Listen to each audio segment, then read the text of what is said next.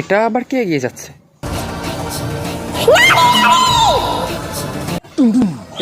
ও মাই god, এটা এটা তো নাগিন, আমাদের নাগিন দিদি।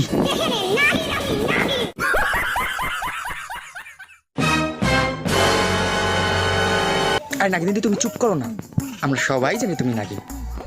তো হাই বন্ধুরা, আজকে আমি তোমাদের শোনাতে চলেছি আমাদের এই নাগিন দিদির জীবনের খুব কষ্টের ঘটনা। এমন একটা সময় ছিল যখন পৃথিবীর সমস্ত নাগরাগিন কাঁচা ব্যাঙ খেয়েই বেঁচে থাকতো, কিন্তু আমাদের এই গল্পের নাগিন দাদা এবং নাগিন বৌদির কাঁচা ব্যাঙ খেয়ে পোষাচ্ছিল না। তাই তারা 460 কোটি বছর ধরে তপস্যা করে মানুষ রূপ ধারণ করে।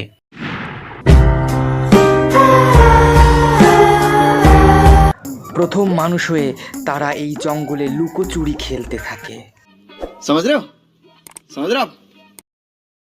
কিন্তু এই বদলোকগুলি নাগ দাদা এবং নাগিন বৌদির লুকোচুরি খেলা দেখে নেয় এবং নাগকে হত্যা করে নাগমণি চুরি করে নিয়ে চলে যায়। ও ভাই, মারো মুঝে, মারো মারো মুঝে, মারো।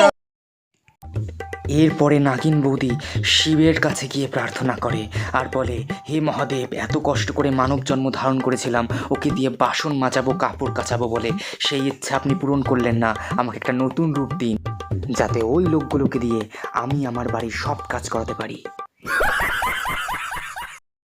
এরপরে মহাদেবের আশীর্বাদে নাগিন বৌদি নিজের রূপ বদলাতে সক্ষম হয়।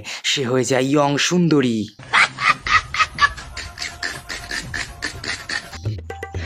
এরপরে এক রাতের মধ্যে আমাদের রূপ বদলানো সুন্দরী নাগিন দিদি 500 কোটি টাকার বিনিময়ে ওদের কাছ থেকে নাগমণি কিনে নেয়। জানি না এত টাকা কোত্থেকে জোগাড় করলো। আর দেখতে পাচ্ছেন তার তিনি এতটাই বড় লোক যে তার কোনো নিজস্ব অফিস নেই। গ্রামের এই মাঠের মধ্যে তিনি নাগমণি কিনে নিচ্ছেন, তাও আবার 500 কোটি টাকা দিয়ে।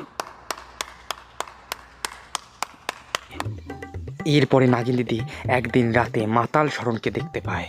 মাতাল শরণের কাছে নাগিন দিদি আবদার করেন তাকে এই মুহূর্তে ব্যাঙ ভাজা খাওয়াতে হবে। কিন্তু মাতাল শরণ তো মাতাল, সে কিছুতেই ব্যাঙ ভাজা খাওয়াতে রাজি হয় না।